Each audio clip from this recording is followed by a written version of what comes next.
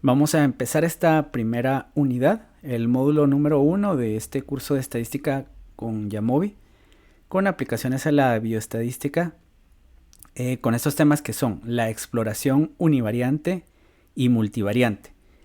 Partiremos de análisis estadístico descriptivo bivariante, y para ello ustedes ya cuentan con las data frames que les he compartido a través del Drive. Aquí están las data frames, cualquier consulta la pueden hacer. Y de estas data frames yo tengo la data frame que se llama insulinoresistencia. Podría hablarles acerca de algunas de las variables o del tema particular de la investigación de la que surgieron estas data frames. Pues también es cierto que así como la mayoría son estadísticos, pues la mayoría obviamente muchas veces no van a estar familiarizados con estos términos médicos, pero no se preocupen por eso. Entonces, en esta primera data frame vamos a hablar de resistencia a la insulina, una condición que está relacionada a la diabetes, y la resistencia a la insulina como un antecedente importante para esta investigación y este análisis que vamos a realizar, pues está relacionado con el estado nutricional de una persona. Una persona que va, por ejemplo, de sobrepeso o obesidad, es más probable que presente resistencia a la insulina, y ese que es un factor de riesgo de otras enfermedades crónicas importantes como la diabetes. Pues aquí yo les he compartido en los videos previos, los que tuvieron que revisar anteriormente, la forma en la cual se puede abrir un archivo en formato CSV. Para este caso yo voy a partir de un archivo en formato OMV, que es el formato propio de Yamovi. Y este formato propio de Yamovi ya tiene almacenadas las características como, por ejemplo, la identificación de las etiquetas de las variables categóricas que van a estar codificadas. De manera que yo voy a partir de que ya tengo la data frame realizada aquí en Yamovi. Esta data frame que la estoy abriendo acá, o un archivo en formato CSV. André, ¿Sí? disculpa, ¿no estás compartiendo? Ah, listo, ok. Bien, entonces ahorita voy a compartir.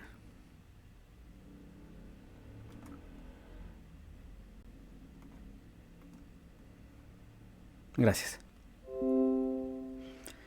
Comentaba que aquí tengo ya las data frames, y la data frame que voy a abrir es esta que se llama insulinoresistencia. Entonces ya está lista para trabajarse en Yamovi, y con un doble clic pues voy a tener acceso a ella ya en el software Yamovi. Y este software Yamovi, como podemos ver, presenta una sección de la data, que sería la hoja electrónica, y la sección para los análisis estadísticos. Entonces visualizamos la data frame, y como les comentaba, para poder introducirnos a esta data frame tenemos variables como el sexo del paciente, la edad, el peso, la talla, que nos permiten calcular el índice de masa corporal, el estado nutricional y la circunferencia abdominal, que se puede clasificar como obesidad central o no, y otros datos antropométricos como es el perfil lipídico y el índice OMA-IR, que es una variable cuantitativa que se obtiene a partir de ciertos cálculos que involucran el conocimiento de la glicemia, o sea, de la glucosa en la sangre de una persona, y su concentración también en la sangre de N-insulina. Esto nos permite calcular esta variable que se llama OMA-IR, que nos va a servir para clasificar al paciente como resistente a la insulina o no resistente. Aquí están entonces las variables, y ya podemos empezar a trabajar con análisis descriptivo bivariante. Dentro del material que les voy a compartir esta presentación, y esta presentación que se las estoy enviando ahora mismo al chat, nos va a permitir hacer un resumen sencillo de la estadística descriptiva bivariante. Bueno, pues recordemos que para la estadística descriptiva bivariante vamos a contar con tres tipos de procedimientos.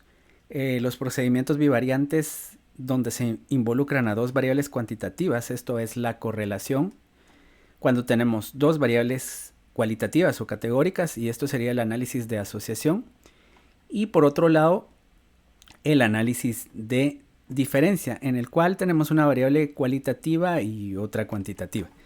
Este material lo pueden revisar ustedes porque ya les he compartido el link y ahora mismo voy a empezar con los análisis que he propuesto. Por ejemplo, para el análisis de correlación yo quisiera relacionar dos variables y en primer lugar estas dos variables, como hemos visto, deben de ser ambas la independiente y la dependiente cuantitativas. El IMC es el índice de masa corporal que relaciona la talla de una persona y su peso. Un cociente en el cual podemos pensar de que una persona va a presentar sobrepeso cuando tiene un exceso de peso en relación a su talla, a su estatura. Y la otra variable, que es la dependiente, es la que se conoce como OMA-IR. Y este es un modelo que me permite determinar si la persona tiene resistencia a la insulina. Cuando este valor se va haciendo más alto, vamos a hablar de que estas personas tienen resistencia a la insulina. Hagamos este primer análisis con Jamovi. Bueno, lo primero es recordar en esos videos que les he compartido que si yo cojo aquí estas variables, por ejemplo esta que es la que voy a utilizar, índice de masa corporal, aquí me aparece la escala de medición y yo debo asegurarme que siempre estén definidas correctamente las escalas de medición como lo hemos hecho en SPSS, por ejemplo, que también tiene solo tres tipos, lo nominal, lo ordinal y lo correspondiente a variables cuantitativas. Para esto, aquí están los valores. Hay pacientes, por ejemplo, que tienen un índice de masa corporal de 31.14. Esto es una persona con obesidad. Y pacientes que tienen, por ejemplo, OMA-IR con valores tan altos como 11.90. Este definitivamente es una persona que tiene resistencia a la insulina. Y otra cosa que es importante de los videos que hemos visto es la utilización de los módulos adicionales de Jamovi. Entonces veamos, cuando nosotros instalamos Jamovi vamos a tener estos primeros menús que serían Exploration, T-Test, ANOVA, Regression, Frequencies y Factor. Hasta acá va a estar el Jamovi cuando lo descargamos. Esto es por defecto, pero podemos introducir aquí unos módulos a través de este icono en la biblioteca de Jamovi. Aquí me dice cuáles son los que están instalados, estos son los que más utilizo. Y aquí hay otros modelos, por ejemplo, una persona que realice modelos de mediación avanzados, que son modelos psicométricos, podría instalar esto. Pues esto obviamente a mí no me sirve por el momento. Y aquí están todos los paquetes adicionales que se pueden instalar y esto se parece a lo que se hace en Python o en R. Pues lo primero es trabajar con lo básico, con la exploración. En ese caso, para la correlación yo debería de instalar este paquete que aparece por acá. Ahorita lo vamos a ver. Ya para poder empezar a trabajar con eso. Y desde el punto de vista de lo que ya está instalado por defecto en Jamovi, yo puedo trabajar con este menú que se llama regresión. Entonces empezaré con el menú de regresión. Para ello tengo dos opciones, la correlación parcial.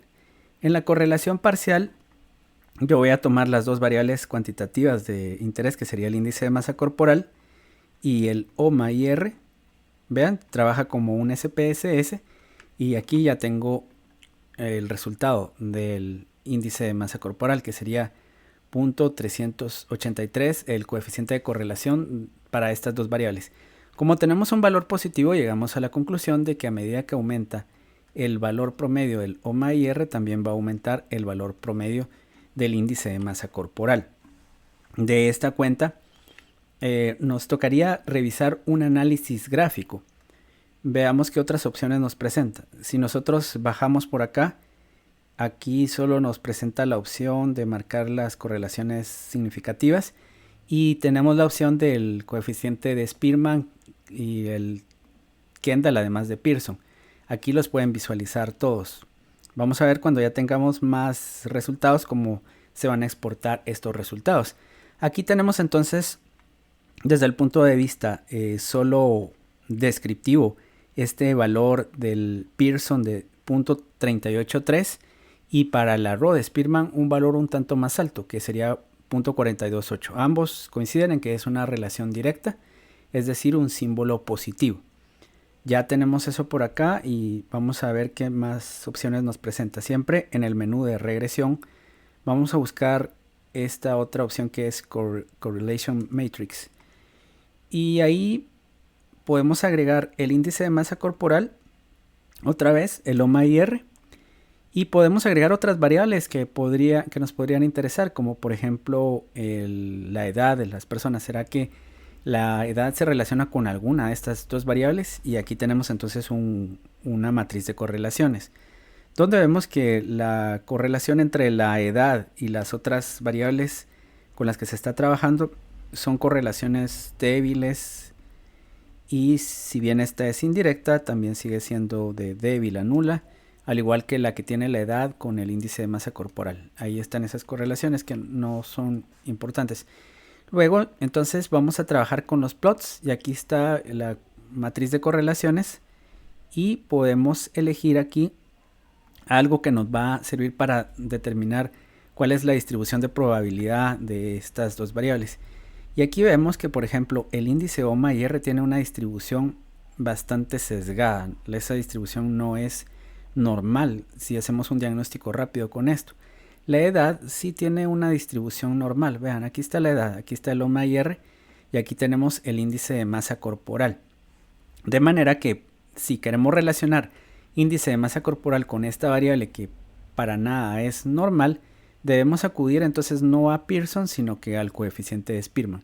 El coeficiente de Spearman nos va a reflejar mejor esa posible relación lineal que hay entre OMA-IR y el índice de masa corporal, que vemos que tiene un valor más o menos de 0.42, un valor moderado. Podemos pedir que nos presenten aquí los estadísticos, y aquí están los coeficientes de correlación para cada una de esas parejas de correlaciones, y esta, que es la que estábamos buscando, es de 0.428, una correlación que desde el punto de vista de las ciencias biológicas se considera una correlación moderada. Obviamente para otras ciencias esto tal vez sea una correlación débil, aunque veremos después de que es una correlación significativa. De esta cuenta hemos visto entonces la distribución para poder elegir el coeficiente adecuado de las dos variables, y las otras opciones las podemos encontrar por acá. Por ejemplo, cuando hemos instalado el paquete Skater, que aquí lo buscamos en la biblioteca de Jamovi, es alguno de estos. A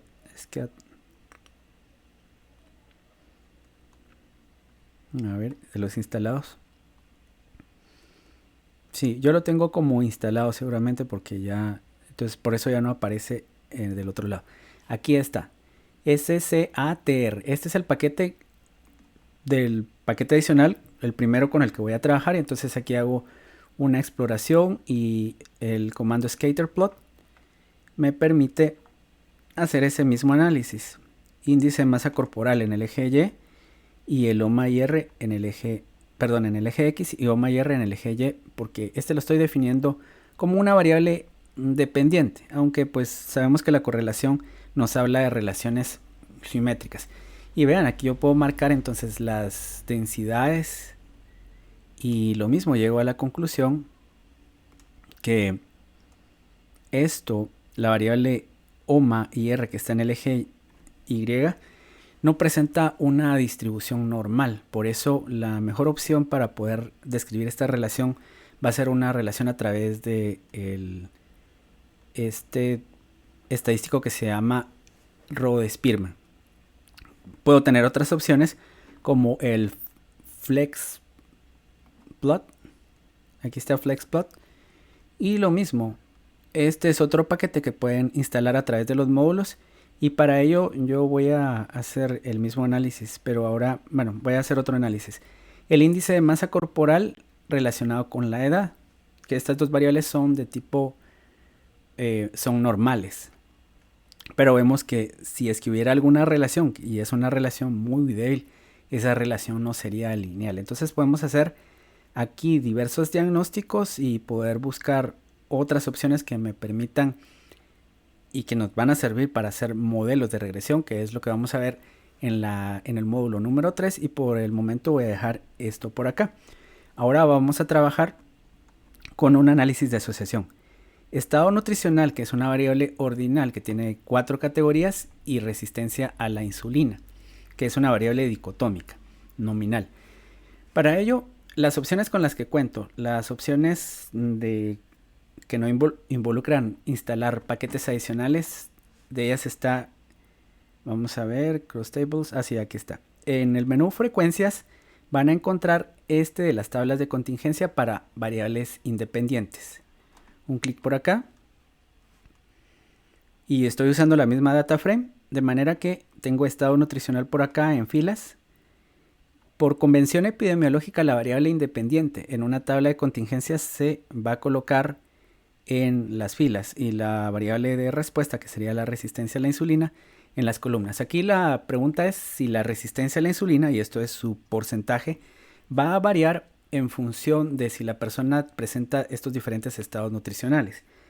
Y para ello entonces ya tengo mi tabla de contingencia, pero dado que los grupos varían entre sí, 21, 28, 17, lo mejor es hacer un cálculo de porcentajes, y para ello me voy acá en celdas y voy a marcar los porcentajes de filas, dado que este es un estudio de tipo transversal.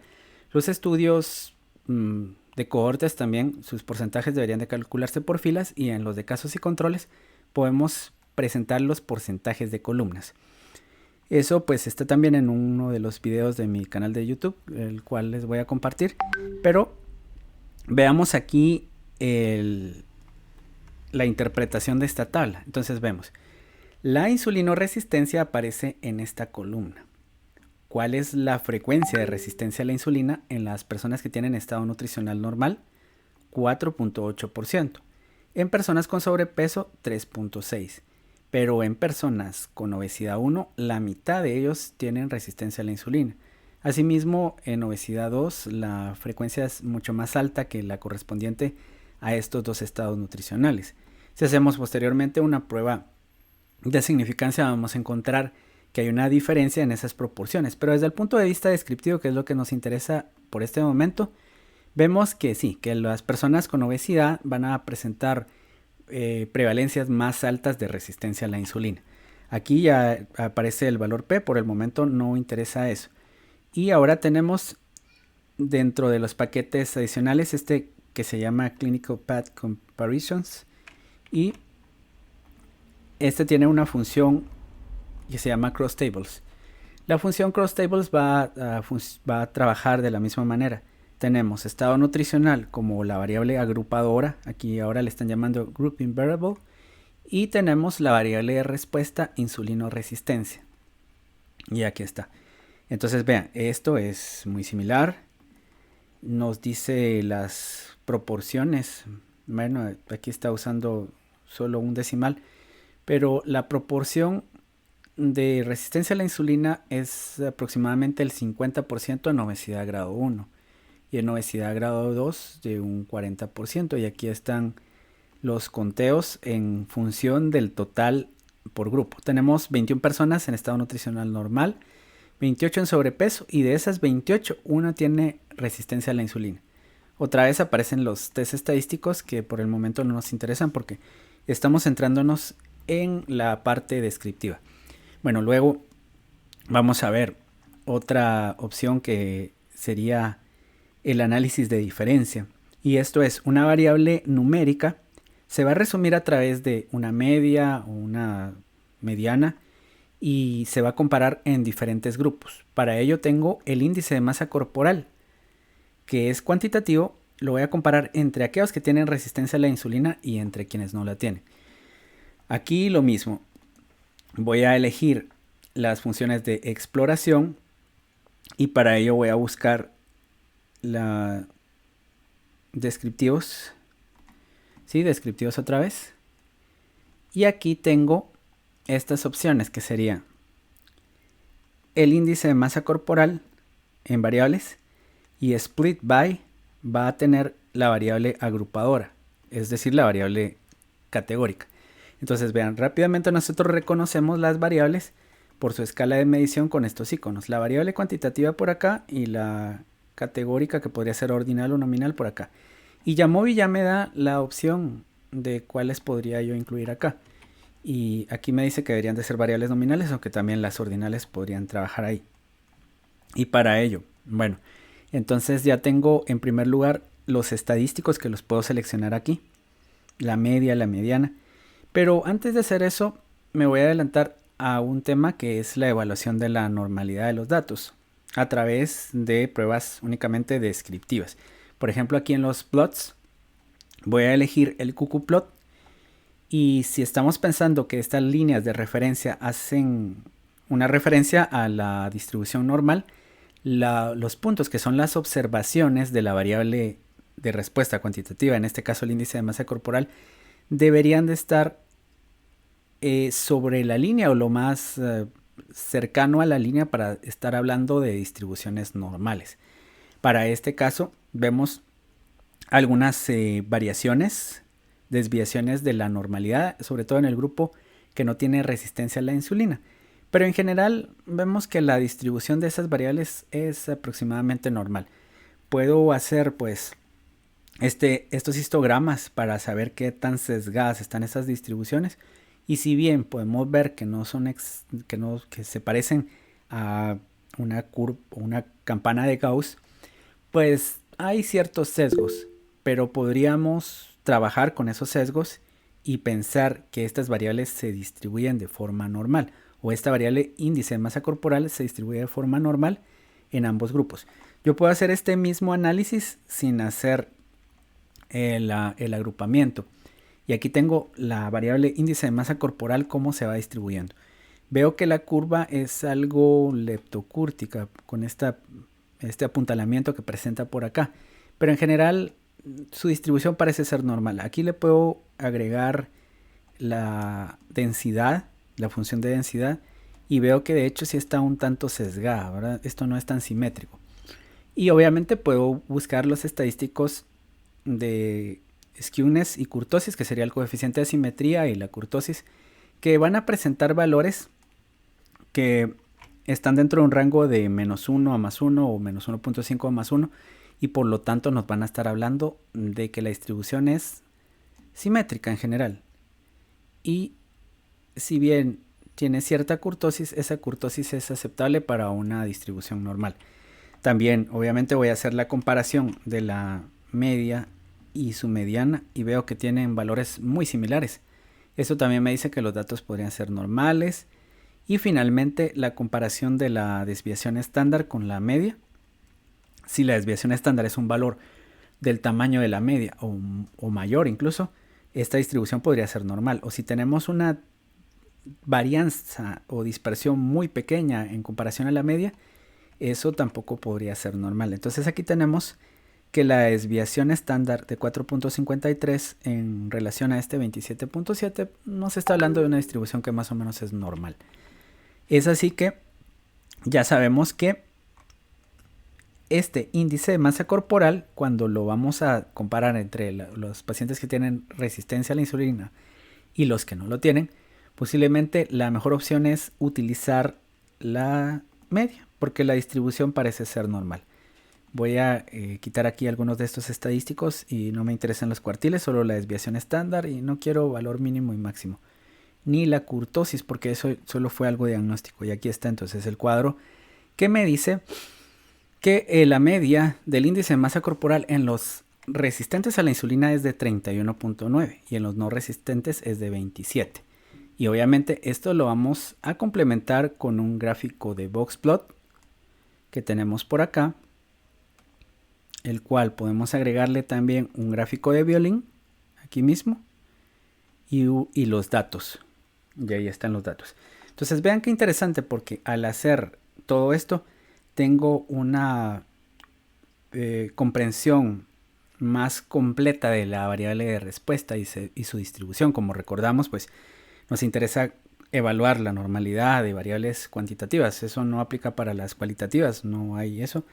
Y antes de hacer el análisis, para elegir el método estadístico, que ya sea un método robusto, paramétrico o no paramétrico, debemos de hacer estos diagnósticos. ¿Y cómo vamos a hacer para salvar esta información que son estos resultados? Pues bueno, yo voy a tomar acá, puedo elegir cada uno de estos elementos, como este, por ejemplo, copiar y pegar lo que sé yo a Paint. Y bueno, aquí voy a abrir Paint y pego el gráfico, lo recorto y lo almaceno en un formato que yo desee. O aquí mismo, pues también lo puedo guardar. Y si yo digo aquí exportar, están estas opciones. Opciones para gráficos y opciones de PDF. Pero otra opción que me resulta interesante es tomar todo el análisis y exportarlo. Aquí lo voy a exportar. También tengo la opción de PDF, pero yo voy a probar con la HTML. Entonces voy a poner aquí análisis de diferencia. Y bueno, ya está por ahí. Esto lo voy a buscar en el escritorio y lo puedo visualizar de esta manera.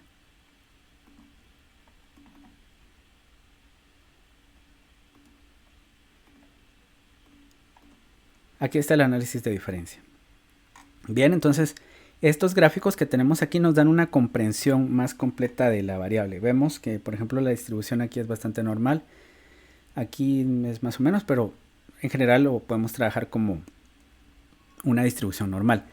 Aquí también vemos entonces una distribución que es más o menos normal con el gráfico de violín, aunque hay unos pequeños sesgos. Y valores atípicos, sí tenemos algunos por acá. Ya posiblemente no sean tan importantes como para que yo elija otra forma de analizar estos datos. Bien, quisiera saber si hasta este momento tienen alguna pregunta.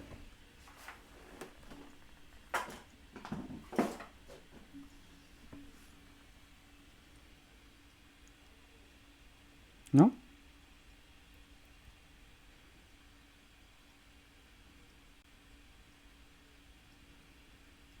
Ok. Bueno, si no hay ninguna pregunta, voy a continuar con la otra parte que es el análisis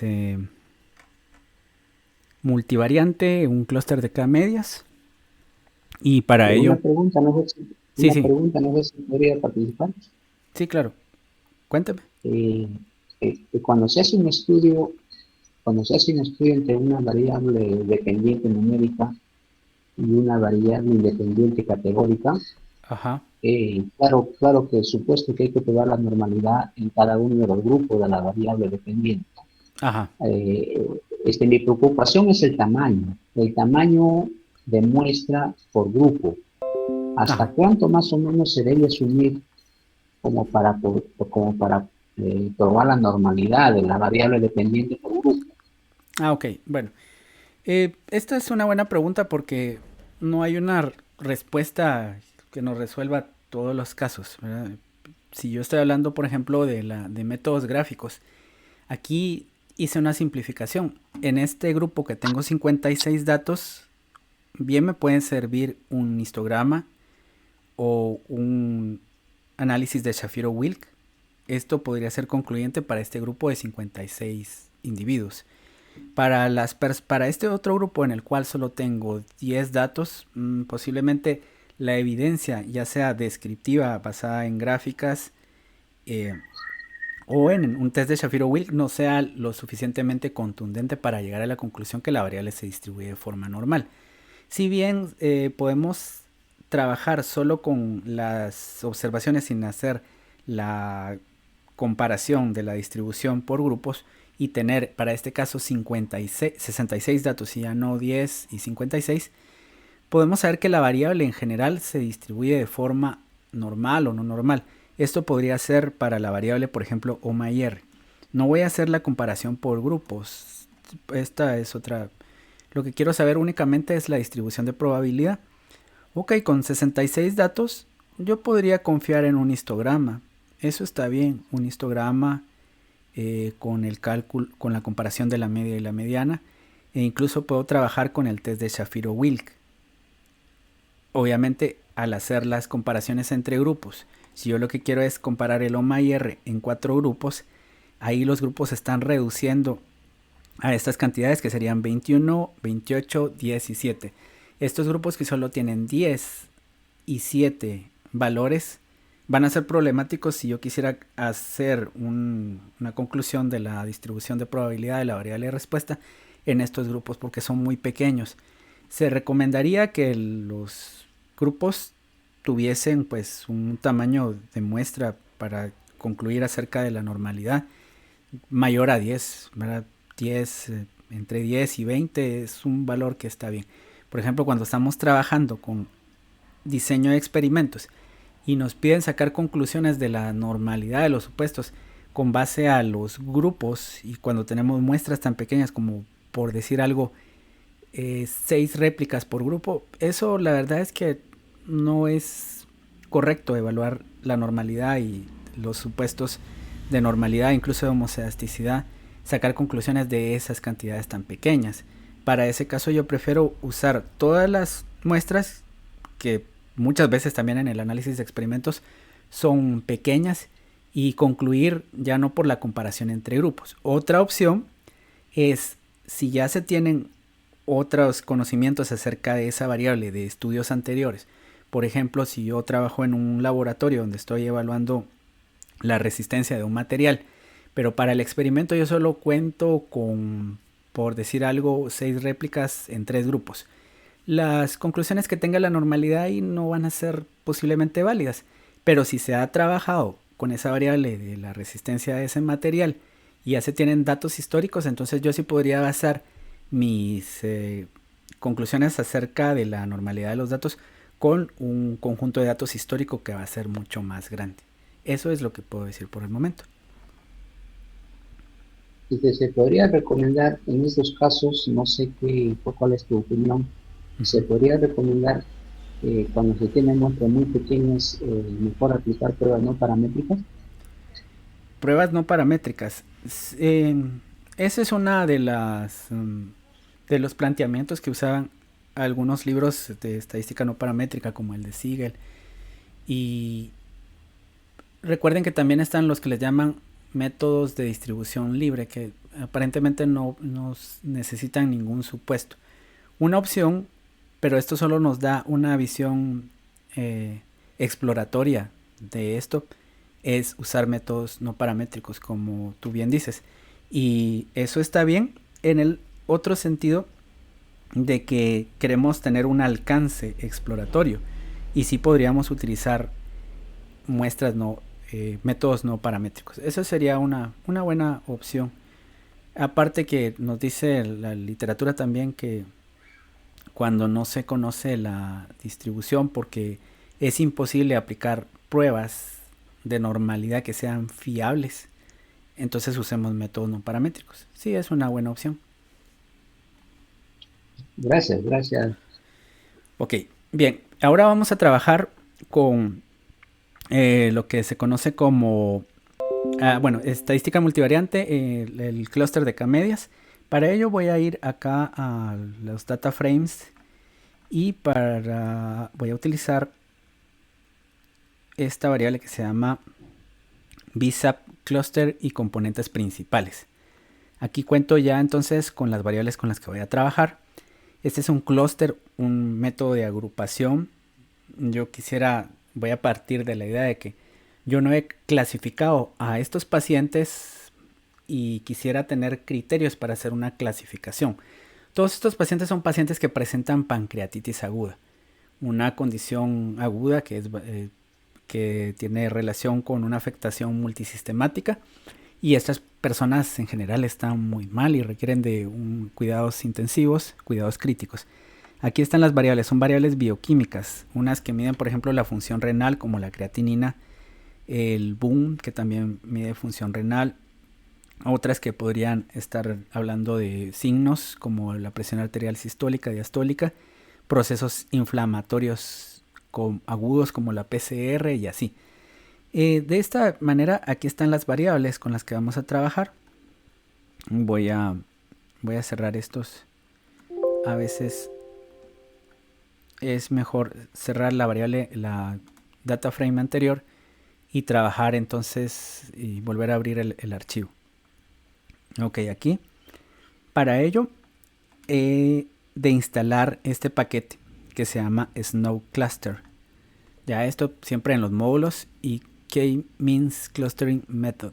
Ahí está esa opción.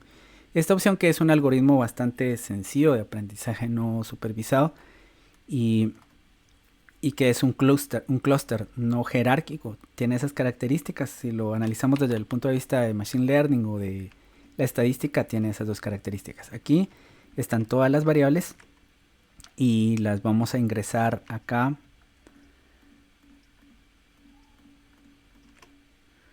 Y ahí está. Bueno, entonces la importancia de todos estos métodos es que nos permiten posteriormente aplicar otras pruebas, por ejemplo, crear modelos. Si lo que hacemos de primero es una clasificación, una reducción de variables y todo ello. Entonces aquí vamos a ver los gráficos de K-medias y partimos de tener al menos 2 clústeres y estos clústeres se pueden ir aumentando la cantidad. Estos van a ser los algoritmos que utiliza el programa para hacer las estimaciones.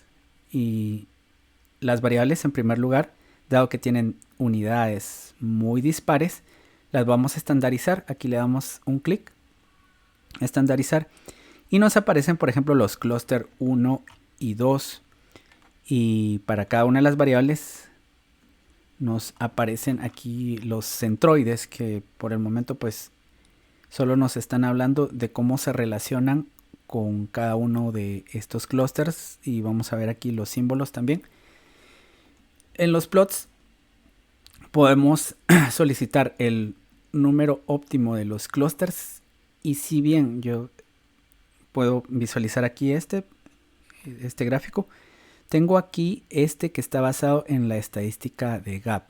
Generalmente cuando he trabajado, por ejemplo, en R, los clústeres utilizan otros métodos para determinar el número óptimo de clústeres. Otros métodos gráficos que son similares a este. Está el gráfico de los clústeres y también podemos preguntarnos acerca de un análisis de componentes principales que nos podría servir también para determinar la cantidad de clústeres que se van a utilizar. Para este caso vemos que el clúster 1 y el clúster 2 están bastante diferenciados.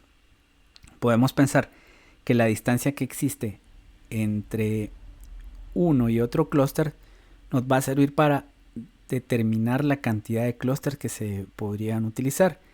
Por ejemplo, entre este y este clúster hay una distancia. Esta es una capacidad de hacer diferenciación que está establecida y que nos permite analizar esto a través de 2 clústeres. Pero yo puedo solicitar aquí 3 clústeres y obviamente este gráfico del gap estadística, este no va a cambiar. El que sí va a cambiar va a ser este. Aquí tenemos, por ejemplo, que entre esto y esto hay una gran distancia que hace referencia a los centroides.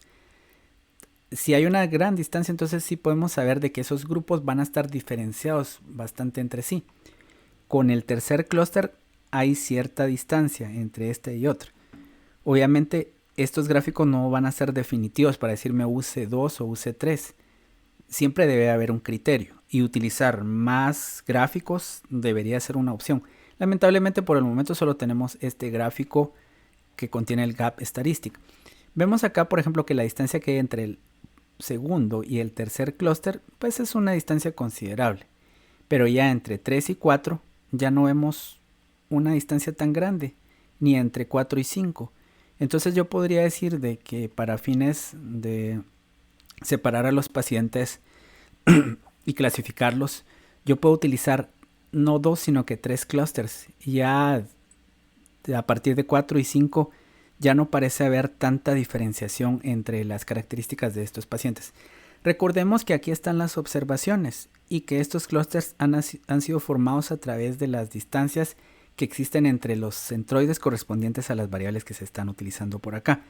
Entonces tenemos aquí un grupo de pacientes que son los pacientes, son menos frecuentes que los que aparecen en este clúster, el clúster número 1. El clúster número 1 van a ser aquellos pacientes que están enfermos pero que no tienen una alteración tan grande de las características bioquímicas que aparecen por acá. Luego tenemos este clúster 2, que sería este, donde hay alteraciones un tanto mayores de esas variables, y el clúster 3, donde estas personas están clínicamente muy mal. Y esto también lo podemos visualizar a través de, en primer lugar, esta gráfica que aparece acá, el valor de la media. El problema es que aquí no se visualizan por los títulos. Yo podría modificar estos títulos para que se pudieran modificar, o por el momento lo que voy a hacer es eliminar algunas variables del clúster. Esto solo para fines de visualización. Voy a quitar estas que están por acá y esta también, de manera que voy a visualizar mejor las variables del clúster. Aquí todavía hay algunos rótulos que están entrelazados entre sí. Por el momento no se pueden hacer modificaciones de estas gráficas dentro de Jamovi, pero aquí la idea sería trabajar con títulos más cortos. Por ejemplo, la variable pH está, aquí está su valor de la media. Esta otra sodio aparece por acá. Entonces veamos el clúster número 1. Por ejemplo, el clúster número 1 es el clúster azul. Si yo quito esto de las variables estandarizadas, podría ser que lo entienda mejor en el sentido de los valores que van a tomar estas variables que aparecen por acá. Entonces, yo tengo aquí los valores de las variables. Por ejemplo, la creatinina. Desde el punto de vista clínico yo lo entiendo mejor así. Yo sé que esta creatinina es una creatinina alta. Estos pacientes del clúster número 1 son pacientes que tienen disfunción renal importante. Los del clúster 2, pues estos en general están más o menos, estos están bien en respecto a la función renal, y los del clúster 3 pues están moderadamente bien en función de en relación a la función renal. Aquí si buscamos la variable, yo voy a quitar estas otras para poder visualizar en mi gráfico la creatinina. Aquí está. Entonces vemos que los valores de la creatinina son más altos en el clúster número 1.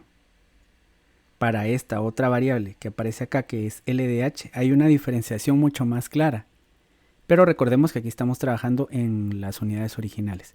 Entonces esta variable es importante porque definitivamente sus valores varían bastante entre los tres diferentes clústeres.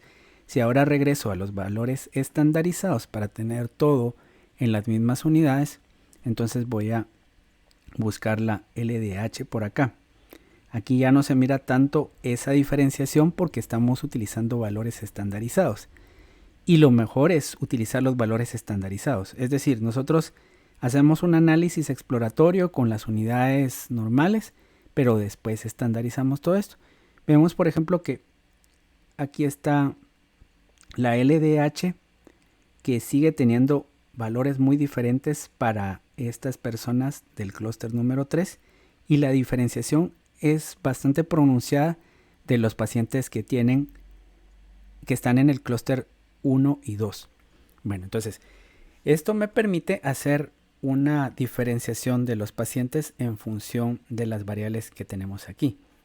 Aquí tenemos el gráfico de componentes principales también, donde podemos encontrar también las variables y las relaciones que existen entre sí. Esta lipasa y amilasa son ciertas enzimas que están relacionadas clínicamente, y en el clúster obviamente también están diferenciadas. Aquí LDH, lactato, sodio también tiene sentido que estén relacionadas, y dos pruebas de función renal están en este otro clúster, en el clúster 1, y estas otras variables, potasio, calcio y algunos iones, están en el clúster número 2. De manera que si tenemos más variables en el clúster, obviamente la representación gráfica se complica un poco y qué sé yo, pero vemos cómo se corresponden los resultados de un análisis de componentes principales, un análisis gráfico, y en el caso de estas variables, el clúster que está acá, con este análisis de componentes principales. Bueno, esto es entonces un análisis de clúster no jerárquico de K-medias, que para mi caso particular yo consideré que está bien hacer la clasificación en tres grupos, y novendo es como me sugería al principio. Como les digo, se requieren otros métodos que por el momento no están disponibles para poder hacer un mejor estudio de cuántos clústeres se necesitan. Por otro lado tenemos también el análisis de componentes principales. Aquí lo podemos buscar y puedo trabajar con estas mismas variables porque lo único que necesito son las variables dependientes. Y suponiendo que tengo aquí no todas las variables, por cuestiones de simplificación voy a elegir algunas de estas variables: creatinina, boom, LDH, amilasa, lipasa, sodio y potasio. Estas van a ser suficientes. Bueno, y lactato. Todas las variables, recordemos, en estos dos métodos que estamos viendo deben de ser cuantitativas. Si solo estamos hablando de, por ejemplo, podrían ser o solo las variables dependientes o solo las variables independientes de un data frame. Y aquí tenemos opciones para buscar los supuestos, el test de esfericidad de Bartlett y el Kaiser-Meyer-Olkin, los cuales los vamos a encontrar por acá. Este tiene un valor de 0.805, está entre 0.5 y 1. Bueno, entonces estos datos sí son susceptibles de aplicarles un análisis factorial o de componentes principales. Y aquí se está rechazando la hipótesis nula para el test de esfericidad. Tenemos otras opciones como el resultado de los componentes, las correlaciones, los eigenvalues que nos permiten saber también cuántos componentes deberíamos de tener. Aquí está, por ejemplo, los eigenvalues. Ya, entonces un componente, dos componentes, tres componentes.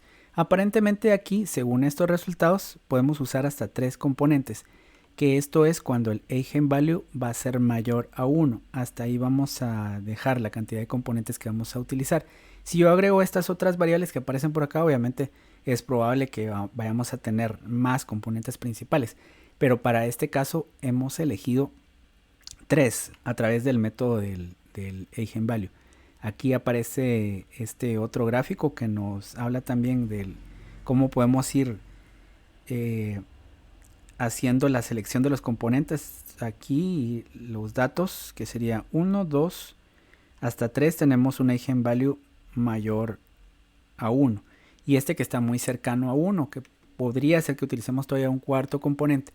Si agregamos más variables, obviamente es muy probable que tengamos otro componente si esas variables aportan una información muy diferente a la que nos están dando estas variables. Por ejemplo, si yo tengo cuestiones sobre función renal, sobre el funcionamiento cardiovascular, procesos inflamatorios y qué sé yo, si ninguna de estas variables va a aportar alguna información adicional, aunque agreguemos otra variable, vamos a tener todavía 3 componentes principales.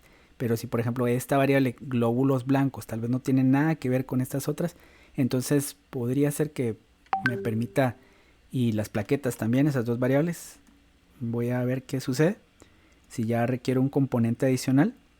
Y vean como sí, aquí aparece como esas variables posiblemente están relacionadas, plaquetas y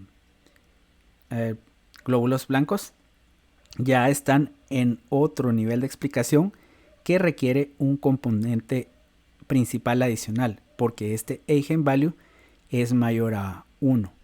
Y aquí se ha modificado el gráfico, ¿no? Donde tenemos ya que es probable que necesitemos ahí esos cuatro componentes. Las matrices de rotación, aquí contamos con todas estas. La más utilizada, como ustedes saben, es la Varimax. Y aquí está el número de componentes.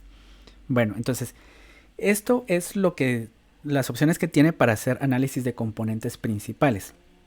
Dentro de otras opciones, a ver, creo que tenemos otros programas que nos permiten hacer análisis de componentes principales. Sin embargo, dentro de estas categorías que se llaman factor, tenemos un análisis de confiabilidad que lo vamos a ver en la siguiente sesión. Y tenemos también las opciones de análisis exploratorio, factorial exploratorio y confirmatorio.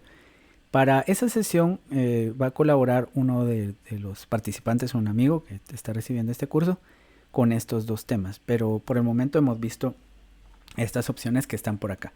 Bueno, continuando con el programa, tenemos también análisis discriminante. Este lo voy a dejar para la próxima clase, pero solo les voy a comentar cómo lo obtenemos. Aquí en Snow Cluster yo lo voy a, dado que es un análisis explicativo y no es solo de tipo exploratorio, lo voy a incluir en la unidad número 3. Aquí tengo entonces el análisis lineal discriminante. Voy a utilizar esta misma data frame, pero la que tiene una clasificación. Entonces recordemos que para esto el análisis discriminante parte con que ya se tienen los grupos hechos y queremos saber qué variables nos pueden servir para hacer la predicción de que una persona vaya a ser incluida en uno u otro grupo. Es algo, como decirlo, al revés del análisis de clusters. Para ello tengo entonces el Snow Cluster acá y aquí el análisis discriminante. La diferencia que tenemos con este análisis es que aquí tenemos una variable dependiente y para ello es una clasificación que se realiza antes, como podría ser la clasificación de la pancreatitis. Se clasifican como leves, moderados o severos, o podría ser también que un paciente con pancreatitis fallezca. Entonces aquí tengo mortalidad. Bueno, lo que sucede es de que tengo pocos pacientes que fallecieron posiblemente y esto no me sirva tanto, pero lo voy a probar por acá. Las variables, entonces yo quisiera saber cuáles son las que aportan más y podría pensar en PCR, que nos habla de procesos inflamatorios, otro que hay una actividad lesiva en los tejidos de las personas, el lactato, y qué sé yo, podría pensar en la temperatura y otras variables por acá como la función renal y la presión arterial sistólica. Para esto, las funciones que tenemos entonces sería el agrupamiento de las medias, los coeficientes de la función discriminante y un gráfico de discriminante. Bueno, entonces lo importante hasta este punto es que hemos visto cómo podemos hacer exploración descriptiva bivariante y exploración multivariante. Las otras opciones con las que podemos contar que están incluidas en el paquete Snow Cluster está, bueno, aquí está la otra forma de hacer el análisis de componentes principales. También tenemos análisis de correspondencia para variables categóricas, el análisis factorial múltiple y el escalamiento multidimensional. Estaba hablando con Mariela de la posibilidad de impartir un curso más completo sobre Jamovi y ahí podrían estar incluidos todos esos temas, que también debería de buscar algunas data frames que me permitan y requieran hacer esos análisis estadísticos. Ahora, para finalizar esta unidad, vamos a hablar de otros métodos exploratorios, otros métodos gráficos. Bueno, aquí tenemos uno muy sencillo. Yo voy a cerrar por el momento, es más fácil volver a abrir la data frame con la que hemos trabajado, que sería la insulinoresistencia. Y para la insulinoresistencia, yo puedo hacer, por ejemplo, un análisis de pirámide poblacional, algo muy sencillo. No está recomendado para esta cantidad de datos ni es el fin, pero es solo con fines ilustrativos. Aquí está el sexo y la edad y fácilmente tengo una pirámide poblacional de la distribución de las edades por sexo, de los rangos de edad por sexo. Aquí tenemos otras opciones como los diagramas aluviales, un diagrama de árbol también, que nos puede servir para variables categóricas y numéricas. Y también tenemos el gráfico de Pareto como otro análisis, pero quisiera centrarme en un paquete que es muy interesante. Aquí en la biblioteca de Jamovi podrían buscar el que se conoce, yo lo voy a buscar en instalados, pero ustedes lo buscan si no lo han instalado en los que se deben de instalar. JJ-StatsPlot, que es la versión de Jamovi del paquete ggstatsplot.dr. Es un paquete que nos permite hacer análisis gráfico, pero incluyendo pruebas estadísticas. Y para ello, pues yo voy a continuar con más detalles en la siguiente unidad. Pero por el momento voy a tomar acá este que sería el categorical versus categorical. Los gráficos de barras para hacer un análisis de asociación gráfico. Recordemos que aquí ya he utilizado el estado nutricional y la resistencia a la insulina. Hice una tabla de contingencia, pero ¿cómo estaría esto representado gráficamente? Bueno, entonces esto es un gráfico de asociación. Aquí se tarda un tanto en realizarlo, pero ya lo tenemos por acá. Y aquí puedo elegir el tipo de análisis que voy a realizar. Para este caso lo dejo así porque no tiene sentido hablar de paramétrico o no paramétrico. El método de ajuste tampoco tiene sentido por acá. Y por el momento solo me interesa verlo así. Bueno, entonces voy a visualizar este gráfico. Y aquí la estadística que correspondería para hacer la asociación entre estas variables sería un estadístico de chi cuadrado de Pearson, que es altamente significativo. Una V de Kramer para evaluar el tamaño del efecto, que corresponde a 0.48. Y veo que esta es la... bueno, vamos a trabajarlo de otra forma. La variable dependiente va a ser la resistencia a la insulina, porque así lo voy a entender mucho más fácil. Y la variable agrupadora va a ser el estado nutricional, tal y como se había presentado en la tabla correspondiente, la tabla de contingencia. Entonces veo, esta área que está acá es el área correspondiente a la resistencia de la insulina en los pacientes que tienen obesidad grado 1 y obesidad grado 2. Y esta es en los pacientes con estado nutricional normal y sobrepeso. Vemos entonces que estas proporciones varían significativamente según este valor P, y también el análisis gráfico, que ahora lo entendemos mucho mejor. Y el tamaño del efecto me dice que la resistencia a la insulina podría ser explicada en un 48% por el estado nutricional del paciente. Bien, con esto terminamos la primera unidad. Quisiera saber si tienen alguna duda.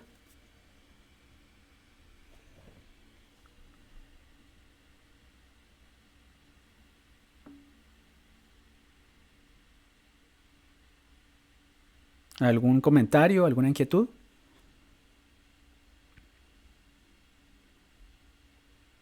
Ok, bueno, entonces